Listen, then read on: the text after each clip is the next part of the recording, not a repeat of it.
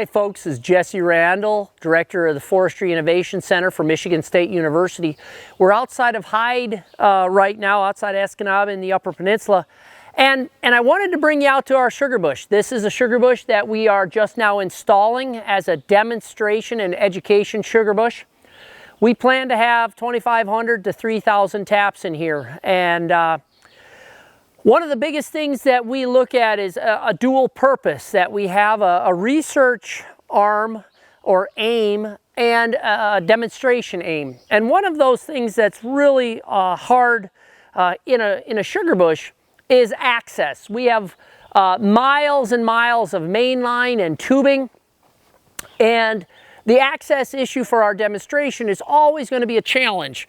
And so we've come up with a loop, a driving loop that we can take people on tours. And it also makes working in the sugar bush a lot easier if you can drive right through the middle of it.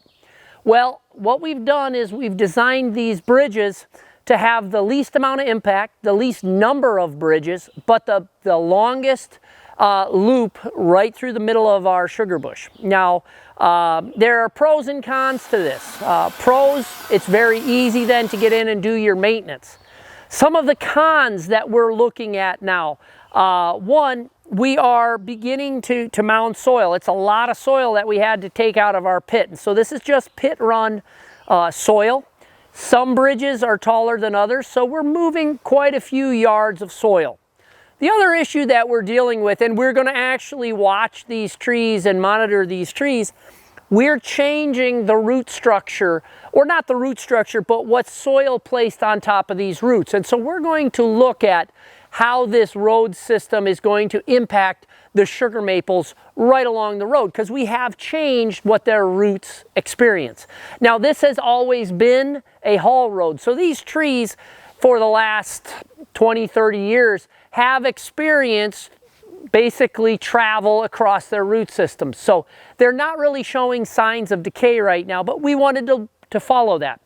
The other issue that I think we might have is if we don't completely evacuate our lines of sap, there's the potential in the early season, when it gets cold, that bridge will allow it to freeze under that bridge and not thaw out. And so we're going to actually put vacuum monitors on both sides of these bridges to see if we're having reductions in sap flow and in vacuum because of freezing. We're also going to look at some prototype tubing heaters so we can just bring it up in the morning hours using a solar panel and some heaters, just so we can make sure that under the bridge stays thawed during the early part of the season. So those are just a few of the things we've been working on here at the Forestry Innovation Center. Our summer interns and our full-timers, Mitch and Kyle, have really done a nice job on this. These have packed down really well.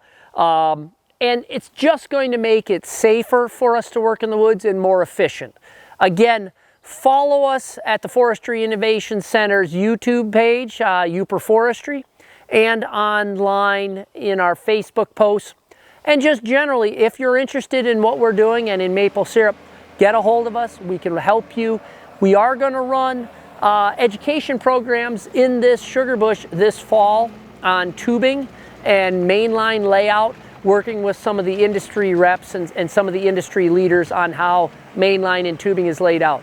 A lot of what you're going to see here is for demonstration purposes. So we have two different layout systems. We have the bridges to show, and then we'll show different lateral line layouts, lateral connections to the main line. So it's an exciting time. It's going to be a busy fall here at the Forestry Innovation Center outside Escanaba.